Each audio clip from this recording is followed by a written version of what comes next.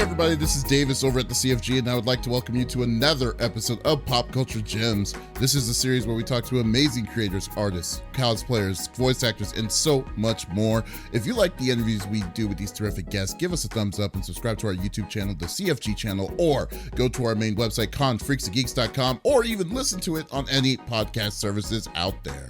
Today, I am talking to an OG in the cosplay game. She has been cosplaying for about 20 years, and during that time, she has made some memorable cosplays like Levi from Attack on Titans, Steff Von Schweetz from Wreck-It Ralph, Bridget from Guilty Gear, Bakugo from My Hero Academia, and a whole lot more. I would like to welcome Steff Von Schweetz to the show. How are you doing, Steff? I'm doing pretty well. Can't complain. How about you? I am doing good. You know, it's like today I completely overslept, and I'm like, oh, when I woke up, I kind of freaked out. Hey, at least you're well rested, if nothing else. That is very true. I've been kind of backed up on sleep this week. So but I felt good. I felt good today though. Good, so good. Glad to hear it. Yes, that's good. How is it over in your neck? You're in Vegas, right? Yes, I am. It is cold. Oh, really? Oh, okay. For Yeah. some reason, I didn't even think it really got cold over there. Yeah, most people forget how deserts work. They have extremes, so extreme highs and extreme lows. So usually Vegas doesn't get snow, but it kind of just depends where you are. So if you're closer to the mountains, sometimes you'll get some snow, but we definitely get some very cold weather here. Not like Detroit or anything like that crazy. Mm-hmm. But right now our highs have been in the 40s. Oh, wow. And then we had some lows that go below freezing point. So we definitely get some colder weather here. Wow, I am totally surprised. That's weird to even think about, because it's like, but yeah, the weather is actually controlled by water. So that's why deserts have such extreme temperatures, because there's no water around to kind of middle balance point it out. the temperature. Yeah. Oh, that makes sense. That makes sense. So, and I know it's getting less and less water over there on that side. So I guess Yeah, that'd we be could crazier. use all the help we can get. well, anyway, thank you so much for stopping by, Steff. I really appreciate it. Yeah, happy to be here. Yeah, so let's get this party started. So we'll just start the questions here. So like, when did you start cosplaying? So if we're talking about when I first started cosplaying, knowing the term cosplay, that would have been in 2003. But I've been dressing up for like Halloween. My mom was really into costumes for Halloween and like school spirit days and all, like any opportunity to dress up, my mom was very into. So that just kind of passed on to me. So she'd always like make my outfits for all the school events and for Halloween and stuff. So it's kind of been just ingrained in me from a very young age. Did your mom always did she love like making costumes just as much as you did, or? So she just always loved Halloween. It was her favorite holiday, just being able to like dress up and completely become a different character. She knew how to sew like basics and stuff, so she would just get really crafty. I'd call her an artist more than like a seamstress or something, because she just loved to create like any kind of crafting hobby. She was into like painting. She would do some woodworking.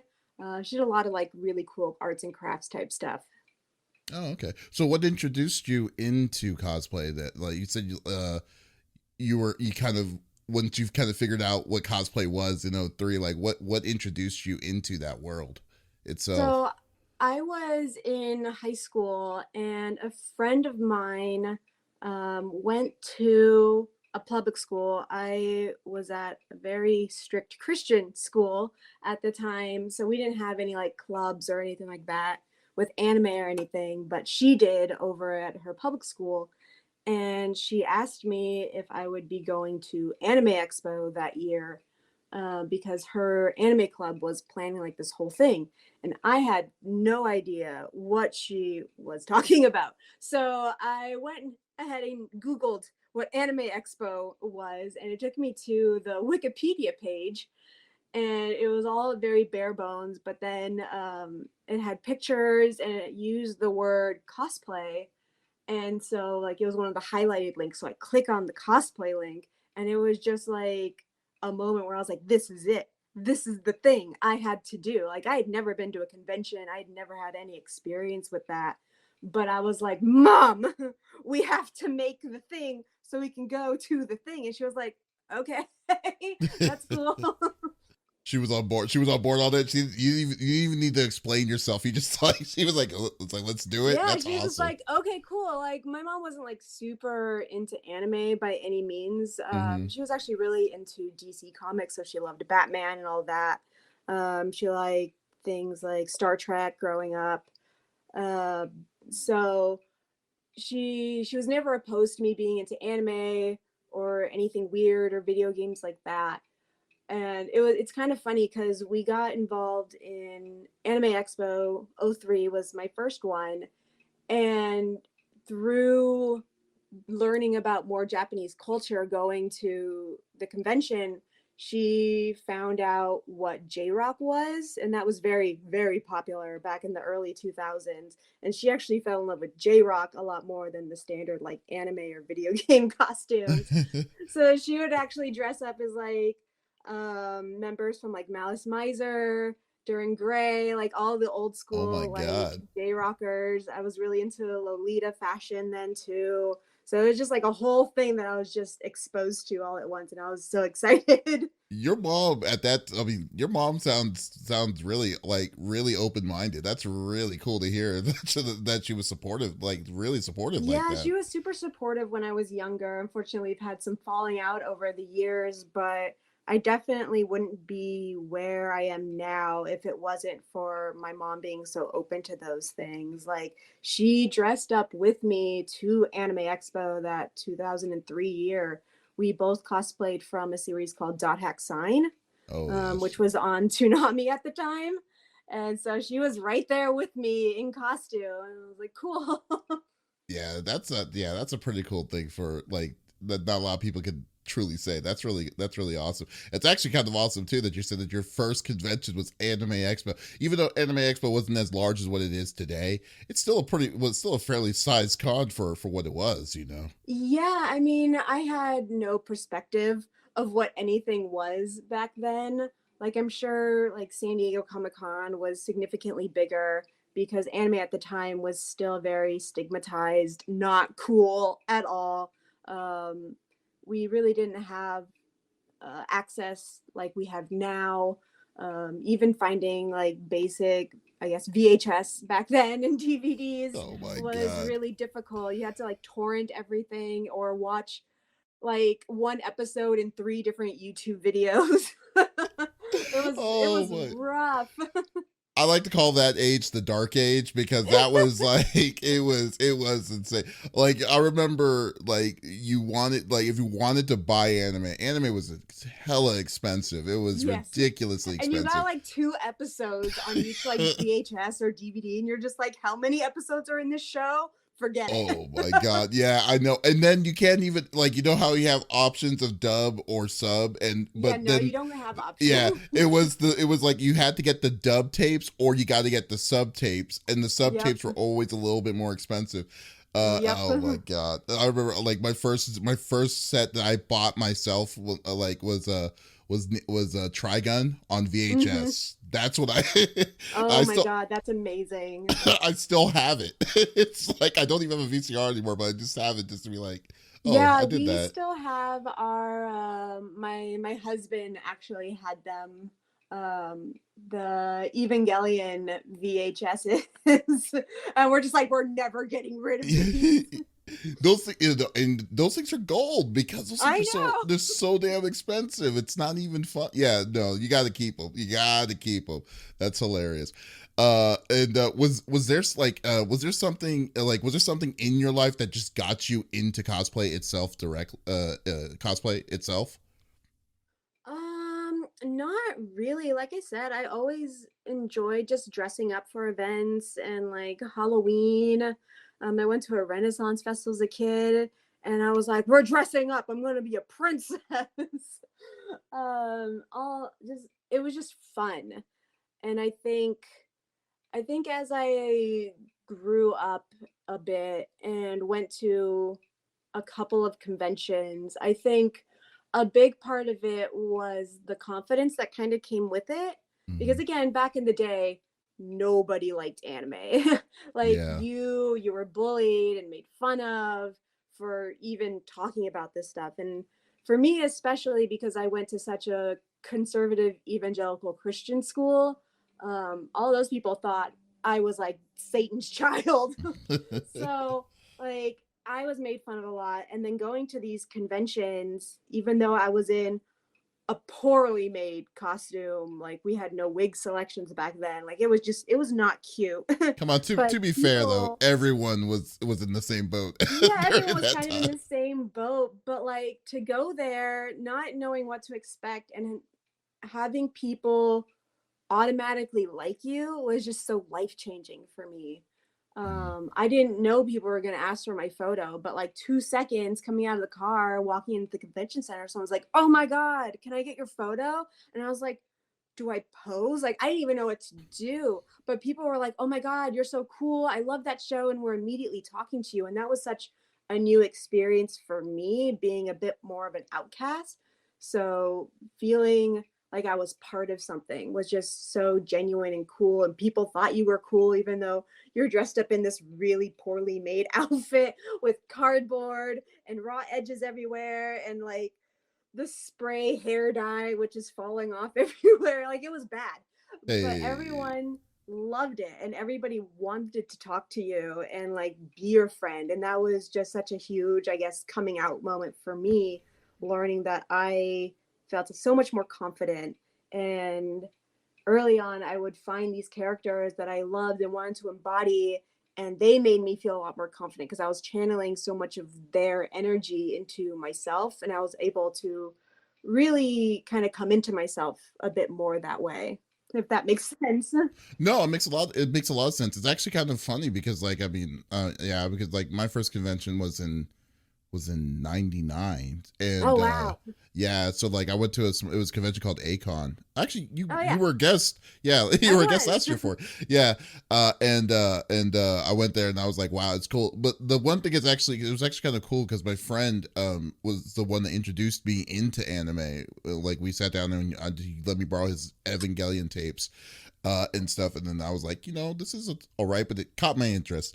But he says that like when you go to he told me before we went to this event that once you find like the community, like especially the early community, of cosplay or of anime and cosplay during all of that, it's like you've met your people like Yeah. immediately, like you met your people because you like you said, everything was in the DL. You didn't know, most people didn't really acknowledge anime during that time, but now this person from God knows where loves the stuff that you did, and you can openly discuss or talk about or geek out or whatever Yeah. of like what like of whatever you were into, and that's what it was most of the time. Like you have thousands, like hundreds of thousands of people that are interested in what you did, and you could just set yourself free for that 3-day weekend and then make some new friends and stuff like that. That's what I loved about it back in the day.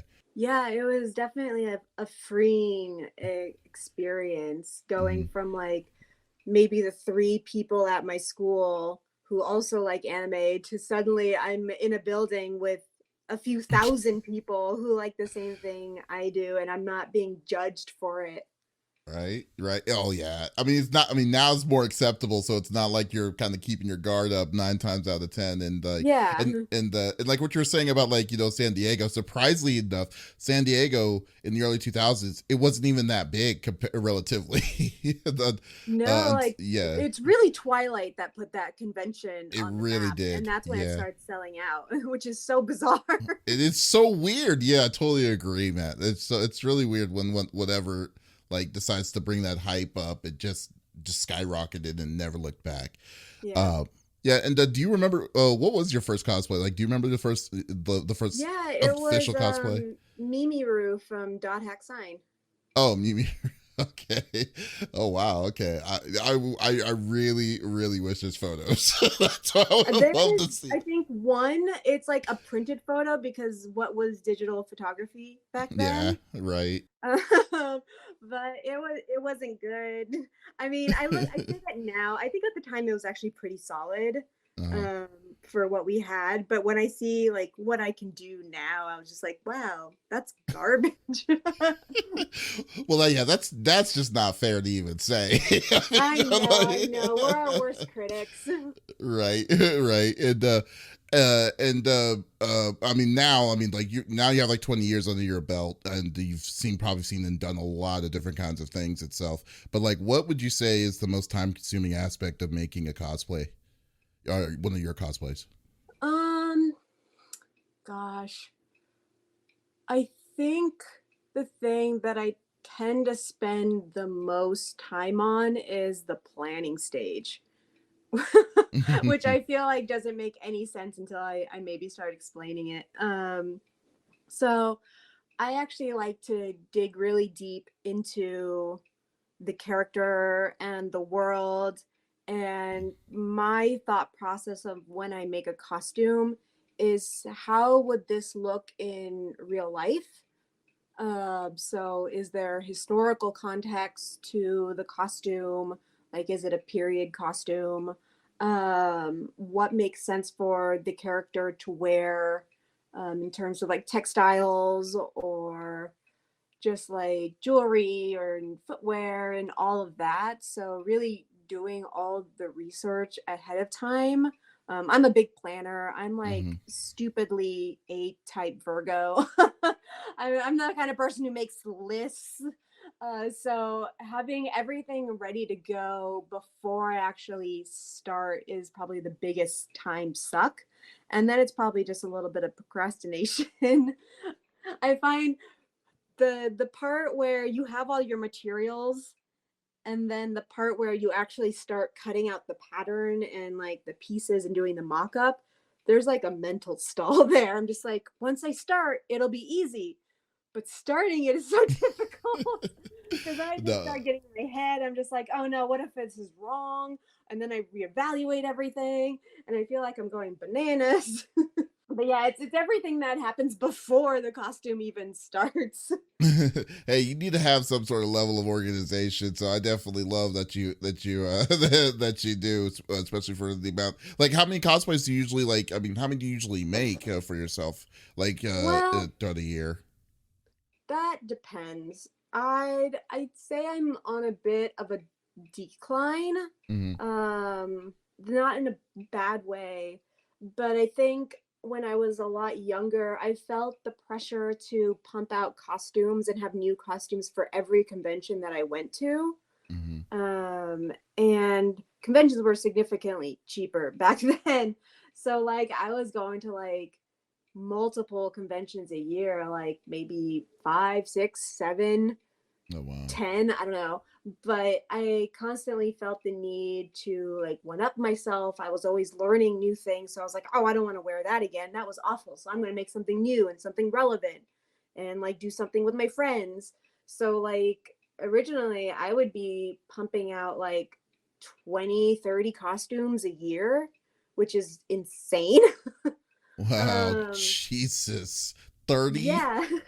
But like now I think I've I'm at the point in my life where I just like to create. So I Mm-hmm. don't need to push myself to constantly make whatever's relevant or what's in the limelight to get the attention. I just want to do costumes that I really enjoy, characters I really enjoy, going back to like childhood type things and putting my own spin on things. So, like, I think last year I maybe made five, maybe six. And some of them were bigger and some of them were smaller. Some weren't even finished. Like Bridget, I made last year, but I didn't actually complete certain aspects of the costume until this year for a convention. So now I don't feel the pressure. Oh, that's the clock. I told you that was going to chime. That's uh, hilarious. Now I don't feel that pressure to constantly be competing with other artists. I'm just okay with doing things at my own pace. Yeah, I remember. I don't know if it was you who did this, but I think it was. Like, did you have a like a go kart for your for your Vanellope? No, I did not. I've always wanted to, but again, techie things are just not my forte. So I'm sure if I like peer pressured some friends to kind of help me with like the go-kart base, I could figure it out. Yeah, But really, like, and this kind of comes with again like learning what I like in cosplay and kind of fine-tuning the things that I want to do. I hate working on props. I used to enjoy doing them, but as I got more involved with sewing, I really love just the sewing aspect of cosplay. So now if I need props or something that I'm just like, that's a little out of my wheelhouse, I'm not going to take the time to learn it. I'd rather be like, hey, best friend, here's some money. Please do the thing for me. that That makes way I can sense. Yeah. focus on the things I like. They can focus on the things they like to do. They also get money. And now I don't have the stress of having to worry about if it's going to be good or not. And it's just kind of a win win all around. Yeah, that's a good point. I mean, money is good for is used for goods and services, so definitely understand that. But Yeah, and there's just so much involved with cosplay that trying to mhm. juggle and be good at every single thing It's is virtually just not very impossible. feasible. Yeah, it's virtually impossible to do. Like, I mean, I will say, like, I think, were you, I think who was in Naruto in last year? Haku, was it? Yeah, I did Haku. Yeah, like I was noticing like the material that you made for your for your cosplay and like how it was stitched and stuff looked freaking on point. I will say. Thank you. I Yeah, did yeah, a lot of research again on historical accuracy. So like those are full like Hakama pants, just like, and they're made as close as I physically could to standard Hakama pants. yeah. Like there's just a lot that really went into it. It just seems like you kind of balance you switched from like quantity to quality, and then now since you're more kind of taking more time with the cosplays, it's with your cosplays itself, it's definitely showing how freaking like amazing. Like, I mean, I know I'm not saying you weren't amazing back in the day, but I like mean, there's how always room amazing for it was, you know. improvement. Like I can look at old costumes and critique them to hell and back. So, Uh-huh. I mean, I But can look at new costumes and do the same thing. There's always room for improvement. But I think mm, especially now too that sewing is actually my primary job, not necessarily cosplay related things, but just in general. That now when I sew for myself, I want to make sure I'm having fun doing it. So again, being a bit more picky on the things that I really want to spend my time and money and effort on when I'm struggling on my day-to-day job, just like crying at my sewing machine. I don't want that same experience to happen with costumes I'm supposed to be doing for fun. yeah, that makes sense. That definitely makes a lot of sense. And do you have do you still have like a dream cosplay that you're wanting to make but you haven't quite made it yet? Um, I wouldn't say I have a dream costume I want to make. I kind of made a list of things that I'd like to like do Hmm. for like the year and like upcoming, but I wouldn't say they were like dreams or just something I've had on my mind for a while. I think Well, how about honestly, like there's something that's like it's been there, but you just have it either time or time, money, the thing that and I stuff. really want to do, I like doing like more sort of dream shoots.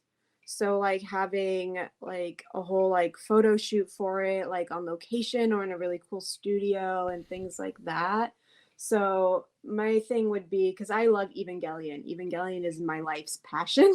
I would love one of the Andromeda latex ones that they make, but they're very expensive. And like doing a full shoot of that would be amazing for Asuka, or honestly, any character is fine, but Asuka's my girl.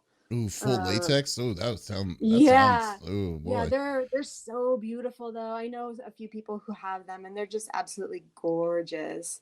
So I'd love to do that. Um, well, another shoot that I'd really love to do. It's my favorite game is Majora's Mask. And I just suckered in a friend who would do it with me, and I'm so excited. I've always wanted to do Anju and Cafe from the game. I don't know how familiar Ooh. you are with No, I Majora's am. Mask. I am Okay, definitely am but familiar. yeah, the Yeah. Lover's Mask and like their whole side quest is just so depressing and beautiful, and there's so many emotions there. And so we're gonna finally do Anju and Cafe together, and I'm very excited for that. So I really want to do like this whole shoot of like missing each other in like a little town. I think it'll be really cool. That would be pretty cool. Well, and I'm pretty sure Vegas, I'm pretty sure there's places in Vegas that you probably that would compensate very or looks that would look perfect for Maybe. that I'm kind of really not scenario. opposed to like traveling though, because my Anju is in California, so we might go out there. It's Mhm. still in the very early stages, but I'm pretty excited to work with it. That is so cool. And uh, yeah, if you yeah, you definitely need to do that. Is that a plug suit that you were talking about for Ava? What they're Yeah, dressing? yeah, one of the plug suits. Oh, I take any of them. you gotta definitely do at One least. day, like I said, they're expensive. They're like a The material grand is or expensive. two. Yeah, the people who make them very expensive, but they seem like they're really good quality. So the things I would do for Evangelion, so it's fine. At least you can say like once you eventually be like, yeah, I'm willing to spend this kind of cash for it. Then yeah, definitely, Yeah, it's just you got to plan for it. very much so, very much so. And what do you and like in your process of like throughout your process, like what do you do or what do you see when you decide to cosplay like a specific character? Um, it kind of just depends. Sometimes it's just like the look of the character, like visually the outfit's just like stunning, or I have a vision of how I would like to make that. Mm-hmm. Sometimes it has to do with like just the character that I resonate with a lot. Um, it's usually one of those two things, but occasionally it'll be like, hey, we need somebody to fill in this spot. And I'm like, okay, you're friends. I'm fine doing that.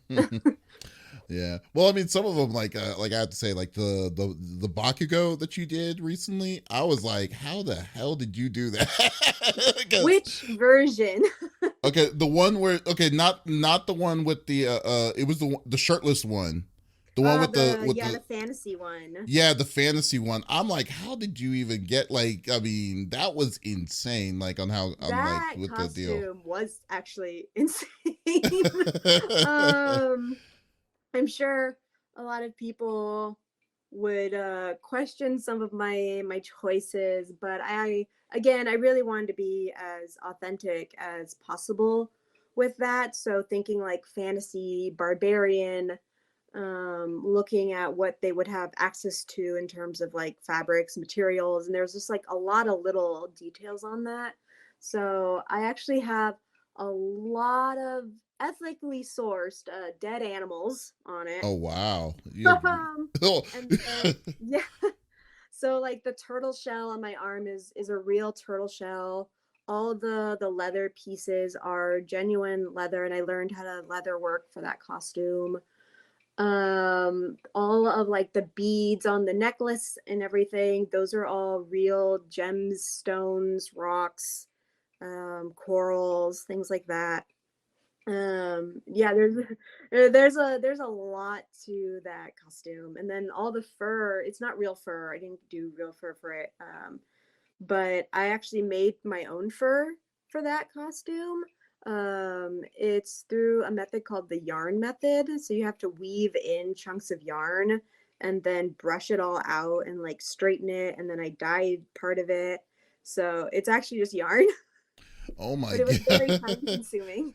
That looks really good. I mean, like that was pretty. Thank Oh you. yeah, that was like holy crap. I was not expecting that. And then, and do you do the wig yourself too, or do you have Yeah, do you? yeah, I did the wig myself. Everything on that costume was made by me, including the pants, and like the skin top was airbrushed. Mm-hmm. Um, You did the yeah, it was a airbrush lot of too? work. So I couldn't do the airbrush. I had a friend do the airbrush because I had to be wearing it Yeah. while they did the airbrushing, so we can actually match up anatomy properly with like the muscles and everything. So I didn't technically airbrush it, but I made it. And Yeah. then yeah, I got best master craftsmanship for that costume. I actually entered it with a group, at a Vegas convention, and we won that. I made the Deku costume as well that went with us. Oh wow! Like it's like the Deku with the mask, or the Deku like with the when you went full on vigilante, or No, it was the matching fantasy one. It was all the fantasy costumes. ah, okay. I don't see. I'm not familiar with the fantasy side of this stuff because I'm really behind when it comes Well, to My what's Hero. funny is that those outfits, when we did them, were just the rankings, the popularity rankings that they have every like year or two in the manga. And it was literally just a visual image of them, and that was it. That's all we had to work with making those Oh costumes wow! was So like, one image. It doesn't show the back, it doesn't show a bunch of the side angles. It was just the one. And then right as we finished the costumes for the convention, they came out with the closing of one of the seasons, which was based on those fantasy outfits. And we're like, are you kidding me? then all the hard work is like, okay, now it's I like, know. It's like, okay, here you oh, we go. get to see the whole outfit now in so many angles and in proper coloring. Oh my god, It's like we were so that's mad. just a cruel joke. That's just what that It is. really was. It was like, okay, thanks for that. My goodness, yeah. I mean, but that's amazing. I mean, I was just like, wow, that is crazy. And because like I've noticed like because you do a little bit of everything. I think the only thing I really haven't seen you do is like comics per se, like DC, Marvel, or anything. But just Oh, fine. I've done a bunch of comics. You really which Yeah, ones have you it was just done? a while back. I haven't done them in a long time, but I love Batman series, so I've done a couple of the Robins before. I've done Jubilee from X-Men. I've done a couple of versions of Thor. I've done Kid Loki. I've done Leah from Journey into Mysteries. Oh, nice. I was almost done with Wiccan from Young Avengers, and then I never finished it, and I don't know what happened to that. Just lost interest, maybe. I don't even know where it is after like moving and everything. I was just like, well, it's gone forever. I don't know. Let's move on. Oh, okay. Well, my Right? mistake. Okay. Yeah, I've done a wide assortment of everything. I mean, you kind of have to over 20 years, right? You kind of just Yeah. explore different mediums. That is true. That's a good point. That's very true. What are your personal fandoms? Like what are you usually into? Uh yeah, because I mean obviously Uh, anime, but like what else are you kind of into? Gosh, that's hard to say. I feel like I fall in and out of fandoms a lot Mm, because I feel like what happens, especially in anime, is things just get rehashed for the new yes. generation. So Yes. I feel like I'll watch a new series that everyone is hyped up, and I'm just like, this is exactly like so and so, and I'm not interested because it's just a rehash thing. Do you know what's funny? So Like that's exactly kind of how I felt with My Hero because I felt because like when My Hero started was kind of like the closing of Shippuden.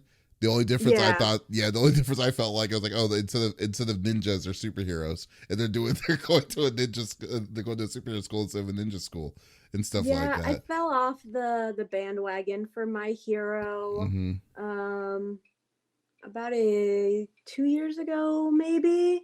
Like, I don't think it's a bad series, but I hate God mod type characters. Yes, yes, I definitely agree. And once we start getting there, I just lose interest because I tend to like the secondary characters a lot who like work their ass off on something but still only end up second place, which is Just to get that piece garbage. of the pie, yeah, just to get the Yeah, because crumbles, they're the not the crumbs. main character. They can't be number one, even though in a real world setting, this person who's constantly trying and working and put their entire being into it. I call it the Vegeta complex.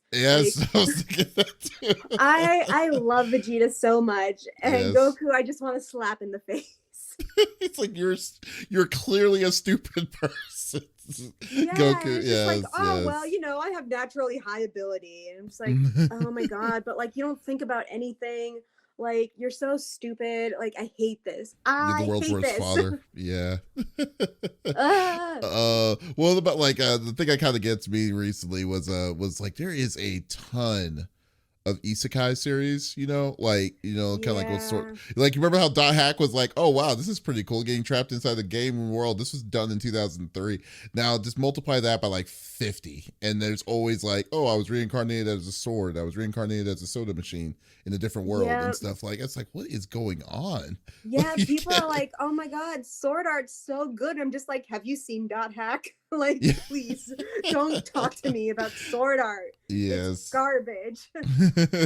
Well, I mean, like, yeah, but not necessarily just anime, though. Were you like, oh, I was gonna say Sailor Moon, but I guess that's anime. But like, Yeah, that would be anime. but yeah, Like I like Star Wars, playing Star video Trek. games. I Mm-hmm. like video games, but I don't play a lot of video games. Mm-hmm. Like I'm very much a Zelda person. I play every Zelda game known to man. I love Animal Crossing. I like Pokemon a lot. I just finished up Violet, which I really enjoyed.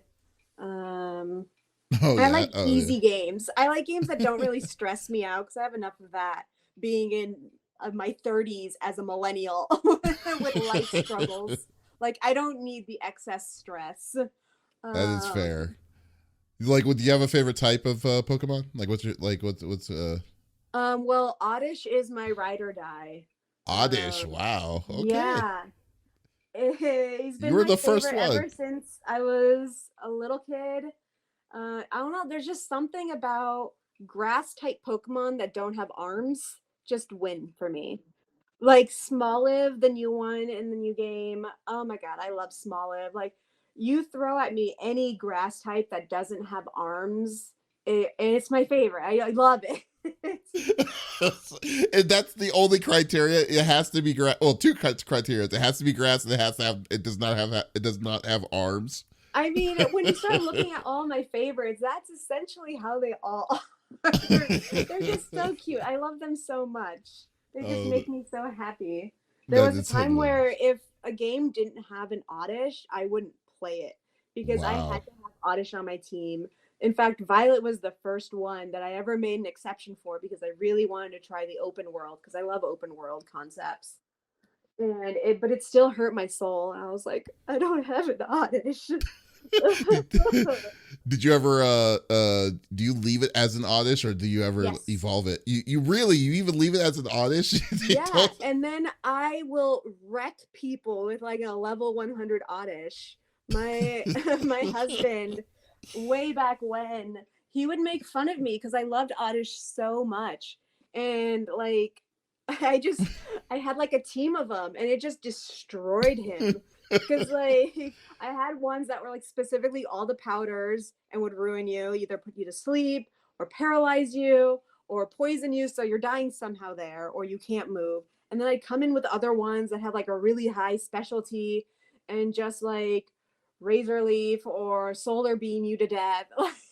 He'd be like, I can't do anything. I'm asleep. And I'm like, sucks for you.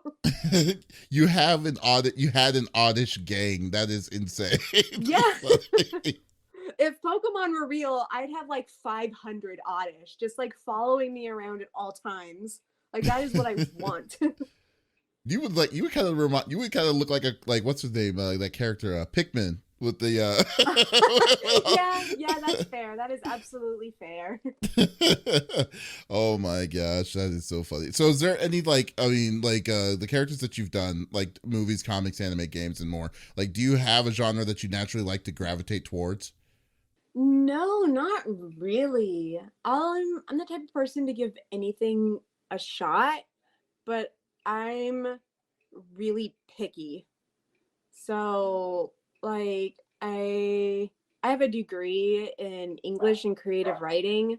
So, for me, I've studied what makes things good, like character development versus just like plot moving along and things like that. So, anything that really engages me in terms of like this seems like a really real character who's thought out and these choices are not simply because we need to move a plot along or like stupid things like that you see a lot of the times. Something that's just a bit more interesting, a bit more like human thought out, which is again one of the reasons why I really love Evangelion. Like those are such fleshed out real human characters. You that cannot makes. tell me that you did not like that you just couldn't help but want to punch Shinji. I mean, no, because Really? like I think you need to watch Evangelion at different stages of your life. Okay. Because the entire point of the series is Shinji finding happiness and learning to love himself. So once you go in with that knowledge, like it's not about cool robot fights. Like that's not the series. If you're watching it for cool robot fights, go watch Gundam. Mm. Like the entire series is literally about existentialism. Like that is the point of the series. So if you're going in with that mindset, you shouldn't want to just punch Shinji. You can be upset at his choices, but I was his upset at his choices are choices. absolutely realistic for a 14-year-old put in those situations. A 14-year-old who has depression, who all he wants is to be loved by his family, finds out that his family only brought him there to do something horrifying and put that much pressure on him all of a sudden. Like that is a lot as a kid. Like Yeah. so much. Like I think a lot of people get mad at Shinji because they view him as the typical shonen type character who's like, I'm gonna be a hero, not realizing that there are real consequences to your actions. I wouldn't really consider to say Shinji is like the typical shonen because he really, if anything, because like he came in as a normal dude, a normal person that came into, what was it, Nerve? It was Nerve, Yeah. right? Yeah, yeah, Yeah. into Nerve without like knowing what the hell was going on. All he knew was Yeah. that And his that's what I'm dad was saying. the Like leader he's put towards into it. this situation Yeah. where like However, though, I mean, just the decisions that he made, some of them were like, especially when he was with Asuka, is just kind of was like, it was just like, why are you doing some of this stuff though? Like, because he's really messed up as a kid. he was Like messed up. Yes. like it's already like the end of the world. Like he doesn't have a mom. He grew up without his dad, and all he wants to do is feel like people give a shit about him. Mm-hmm. And that's why he decides to pilot the Avas because he's like, well, people will like me if I do this. And it's like, no, that's not how it works. You need to learn to like yourself, and then other people will start liking you. You have to find the joy in the things that you do. Like, yes, a lot of his choices are bad, but he is 14 years old, coming with 14 years of huge amounts of trauma. He sees people die all the time. The entire world will be destroyed if he doesn't do certain things. And that's an insane amount of pressure.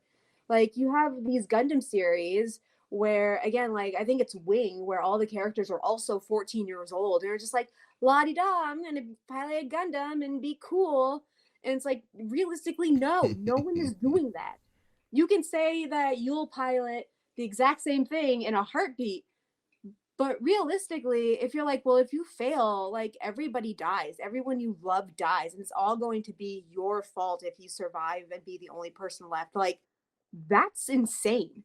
Like, you have Mm. no idea what you would do in those kind of real world decisions. Like, that is so much. And for, again, a 14-year-old who's a literal child coming into those scenarios, you don't have the capacity to deal with those things.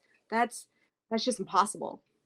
Hmm. So yeah, Well, Shinji I'm makes a a- lot of bad decisions because as a 14-year-old, he's an idiot. He's a child. And it's yes. coming from a lot of trauma and abuse. So yeah, he's making bad decisions. But I don't think anybody else in a realistic situation would do much better.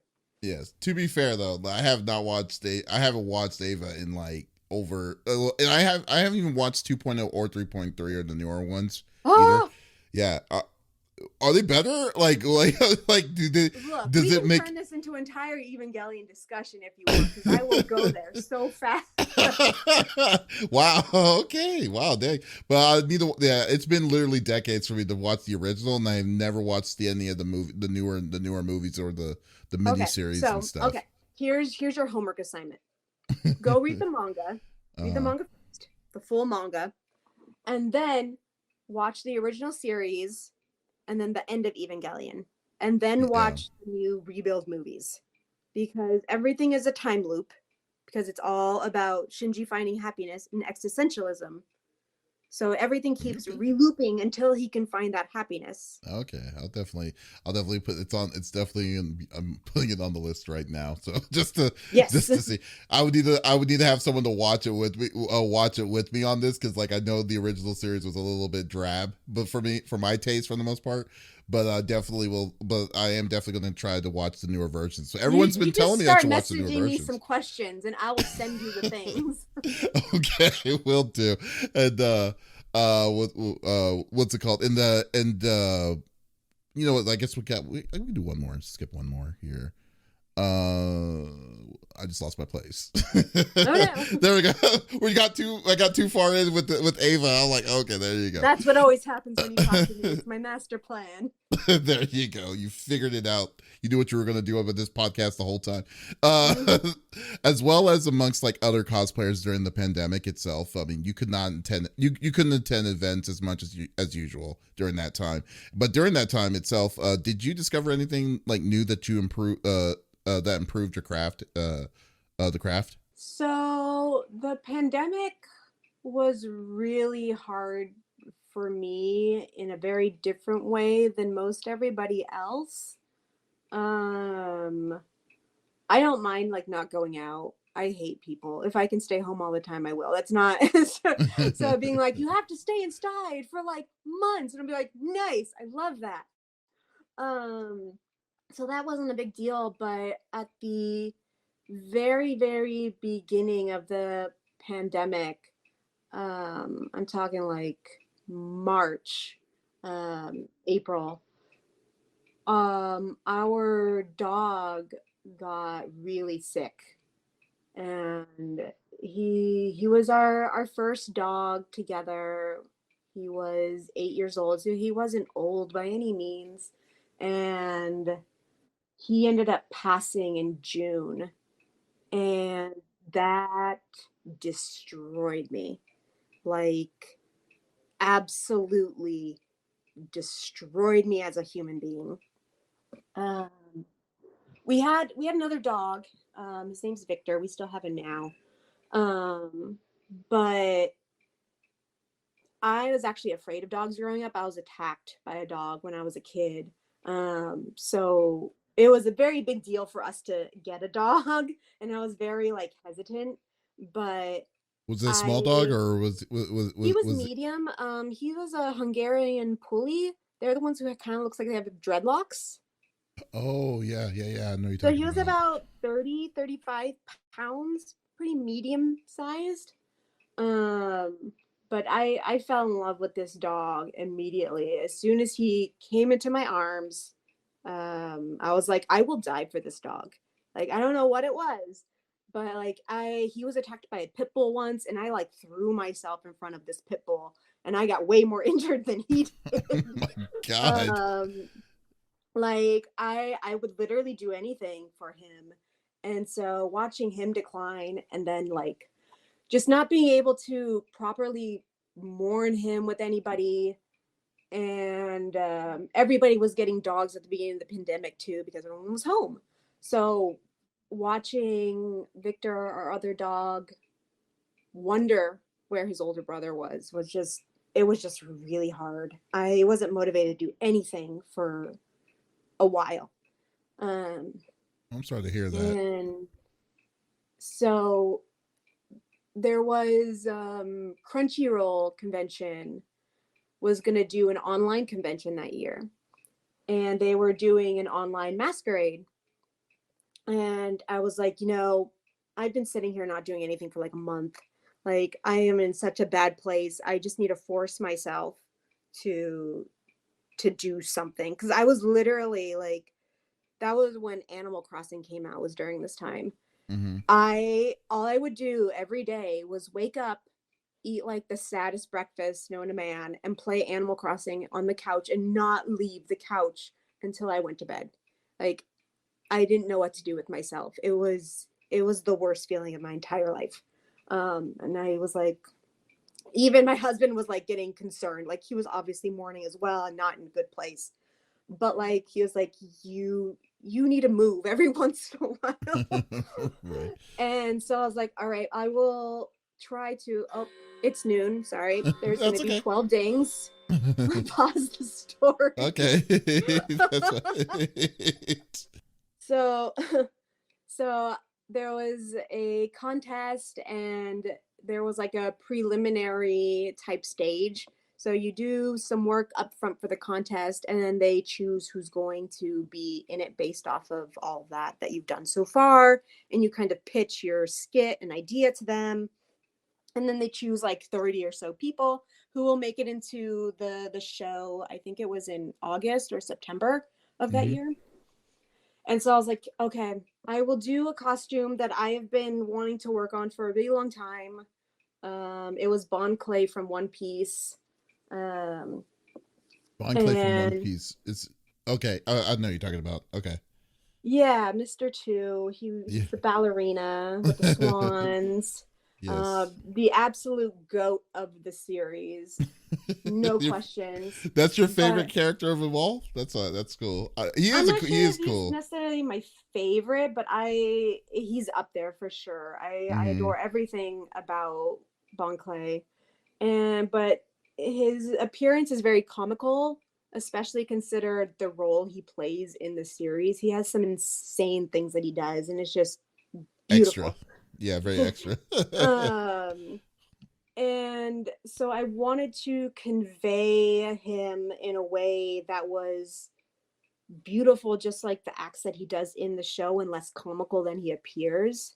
So I began researching like ballet tutus instead of like the weird ball shorts that he wears. Hmm. Um, and I actually spent a butt ton of money on a replica pattern for the bell tutus that the ballet dancers at the Mariinsky Theater wear. And the Mariinsky Theater, if you've never heard of it, Oh, I have. is okay. Ballet theater in Russia essentially is the starting point of all modern day ballet.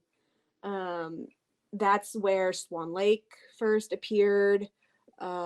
Everything by Tchaikovsky essentially was done for that theater, premiered at that theater. Like it just insane. So they do their bell tutus a very specific way, and I paid a lot of money for a pattern for that. And I constructed the entire tutu and bodice and everything based off of how they make things there, which was all insanely technical. Like the This is amount the of first time technical that you've ever done that, like yeah. when you're going through that process. I've never made a tutu. Like I've worked with tulle and made petticoats, but a tutu, like one that is made for the stage essentially to be properly made. So like if someone who actually knows ballet wore it, they could perform just as usual. Like that's how technically correct this costume Oh is. my god. And I ended up making it through the preliminaries into the final round of the contest. And I ended up winning 2 awards for it, which is crazy because usually how masquerades work, you don't usually award someone 2 awards. That's not the typical norm. So the fact that I won 2 was just insanely rewarding.